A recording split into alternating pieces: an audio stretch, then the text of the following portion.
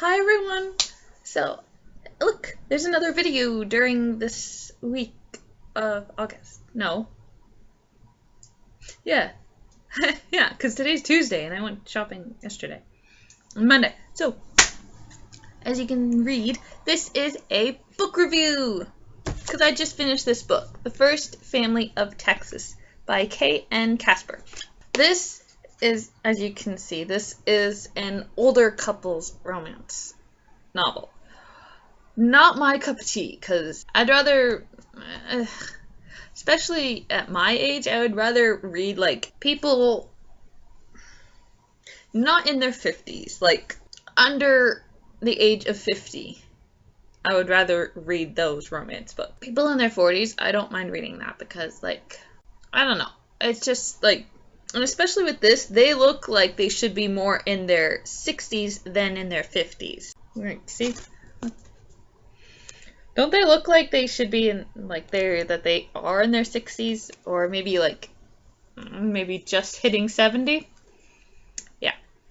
But it says here, one of them is, like, 53 and the other one's, like, 50 or something like that. You find out the age, like, pretty early of one of them, at least. And I didn't particularly like this story.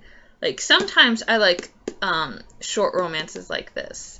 But this one, I didn't like it. I don't like when romances are short. And this is like, this romance happened really, really fast. And I didn't like how this person did, like, the time skips. Like, the only reason why I didn't like it was because this person, I don't even know if it's a male or female, but I didn't like the fact that they didn't say, like, this is, like, 2 weeks later or 2 months later. Because, like, about the middle, like, this is a 16 chapters plus an epilogue and prologue and epilogue. So, like, maybe, like, halfway in, within chapter 15, there is a time skip of about a few months. And then the epilogue, it's another few months, like it's around Christmas time. So, like, the beginning of the book, it actually mentions, like, it's just, like, mid or late February where the book starts, and you end the book that Christmas Eve year. Like, pretty much the only part I actually really liked is the epilogue. Like, it was like, I just finished the last page, like, just a few minutes ago, and, like, it made my eyes tear up. Like, I feel like, oh my god, that is, like, so sweet. And, like, it's Christmas Eve, so this is, like, a big, huge family party, Christmas family party of the first family. And his friend, who was a judge, and then, like, something mad, like, this guy, this is Adam, this is Sheila, and Adam does something for her that just, it's tear-worthy, and it's only at the last page. It's, like, oh, so sweet and romantic, and, like, loving, and cozy, and just, like, the way they describe, like, a big storm happens in this, so they have to he has to make a new home for himself, basically, and they make this house, and it's really, like, cozy, like, it's, the way I'm picturing it, and the small stuff that they did describe, it makes me think of, like, a cabin home, like, it's a ranch style with three bedrooms, living room, apparently there's a garage, a smokehouse, there's a kitchen in there, and it feels like they're bigger than, yeah, it feels like the size is a bit bigger, the way they're describing it, or the way I'm just picturing it, and the way I'm picturing it, it's like, they said the plank floors, so it's wood floors, and then the paneling. And the way I'm picturing it is that it's a horizontal paneling of wood. So, like, everything in the house is like all basically like framing, drywall, and then sheets of planking, horizontal planking, and it's like, well, at least in like the hallway, the living room, and the kitchen that they talked about. I don't really know about the 3 bedrooms, but it's just the living room and the kitchen where I'm thinking like it's all wood, all horizontal paneling and wood floor. Basically, it's like yeah. So like you've got horizontals here and it matches the horizontals down this way. Or I'm not exactly sure. That's just what I'm picturing in my head. And that's for me because I love that type of home furnishing and like sorry, it's pretty windy out there. It just makes me feel cozy and like warm. And it feels like an old-fashioned kind of house. But it has modern amenities and stuff like that. But it's like a modernized cabin house. Cabin house, basically, yeah. That's the only time I really, really loved it. Just, it made me feel good. And that was all in the epilogue. And like, some things, it just didn't feel completed, or they didn't go into it in more detail where I wanted it to. It was an okay book, not my favorite. The ending was like, mwah, I loved it. I might even just like photocopy that whole epilogue and just have it for me. Because technically this is my book and I'll do what I want with it. But I won't be keeping it. I'll just be keeping the epilogue. I don't know if I have any older watchers. I don't even know. I have 23 watchers. I don't think any of you are like older, like 30s and older. So, but you can read this if you want. I don't recommend it to like my younger viewers, but that's this book. I really have nothing else to say except just to, I don't really want to keep gushing over the epilogue because that's all I'm doing. That book is finished and I'm now on Ready Player One by Ernest Cline. And it's a weird book. Like, I already just started it because, like, I didn't want to finish this one because of certain things going on today, or were going to go on today. So, I haven't even finished chapter 1. I only got, like, four pages into this. So, let's get this little thing here. In the year 2044, reality is an ugly place. The only time teenager Wade Watts really feels alive is when he's jacked into the virtual utopia known as the Oasis. Wade's devoted his life to studying the puzzles hidden within the world's digital confines. Puzzles that are based on their creators' obsession with the pop culture of decades past that promise massive power and fortune to whoever can unlock them. But when Wade stumbles upon the first clue, he finds himself beset by players willing to kill to take this ultimate prize. The race is on, and if Wade's going to survive, he'll have to win and confront the real world he's always been so desperate to escape. The 4 pages that I just read don't really follow that description that's written here. But it is and it isn't.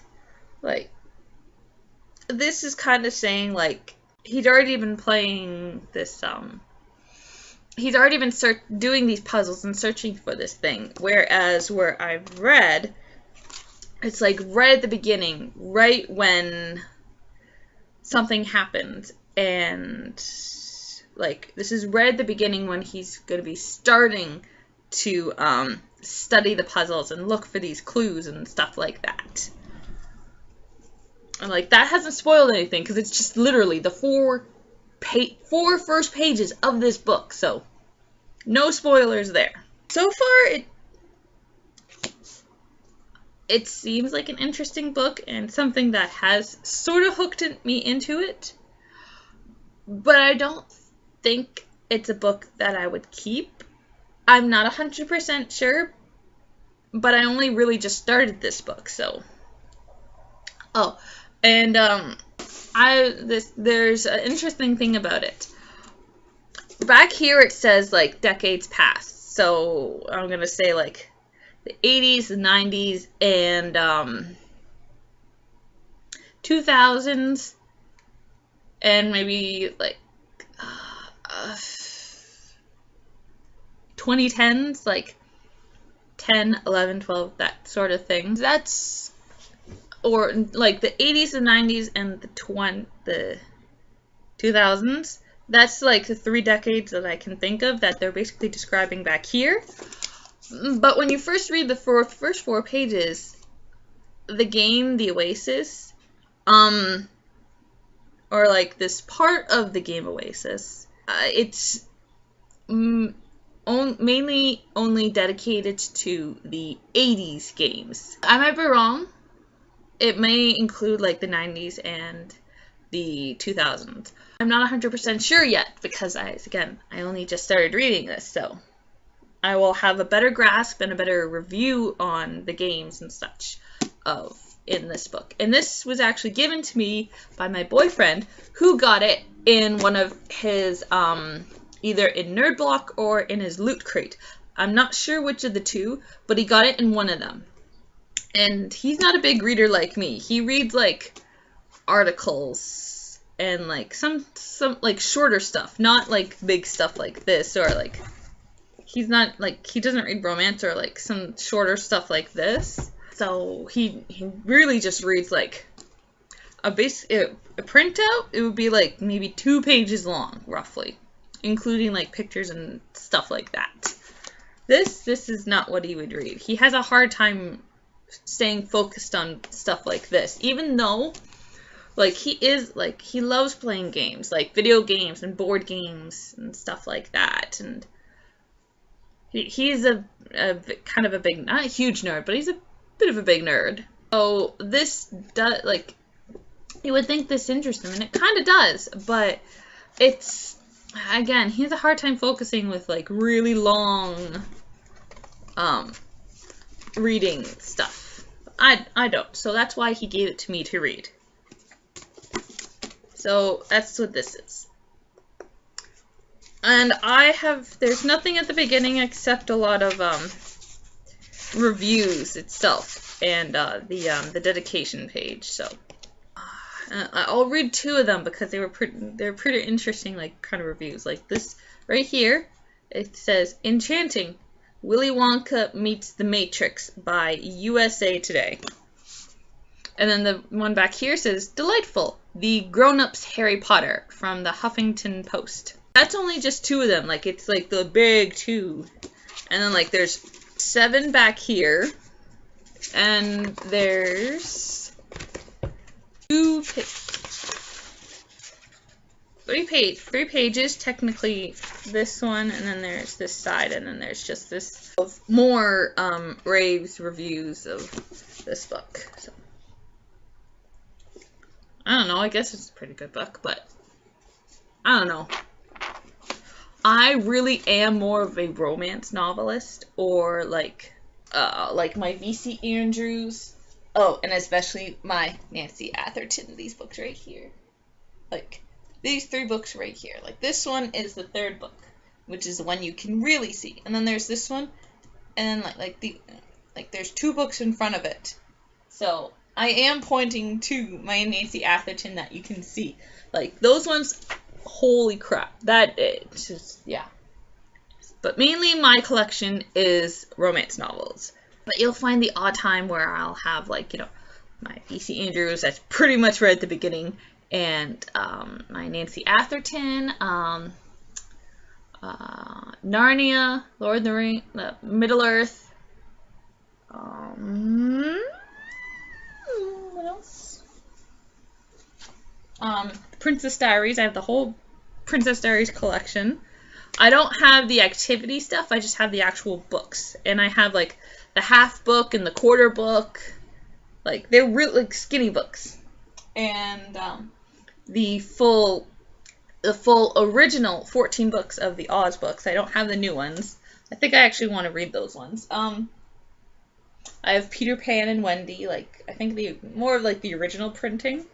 It's really big because it also has pictures in it, and it's hardcover, and it's got a beautiful jacket on it. I have the first 4, The Sisterhood of the Traveling Pants. I did read the 5th one, but I don't really feel like buying it. And yeah, again, mostly it will be romance books, because most of my collection is being eaten up by Nora Roberts, and she is a romance novelist. But she does go under the pseudonym of J.N. Robb, and that is a mystery book, but I'm sure there's romance stuff in it because, like, the two main characters are basically in a relationship, so there's probably a little bit of romance in that.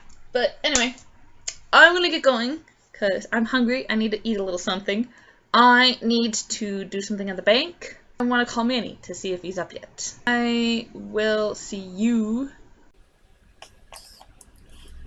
later this month, sometime when I finish this book. And I do have the next Robin Carr Virgin River book series on hold. It's called Shelter Mountain. Yes. And I'm actually the 3rd in the hold list, so probably later this month I will be starting that. I'm actually kind of hungry, and I want to call Manny. So I like this book, like this video if you like seeing me and you kind of liked my review, and then subscribe if you want to see more book reviews, more hauls, more unboxing, more favorite videos and stuff like that. So everyone have a very nice day. Bye!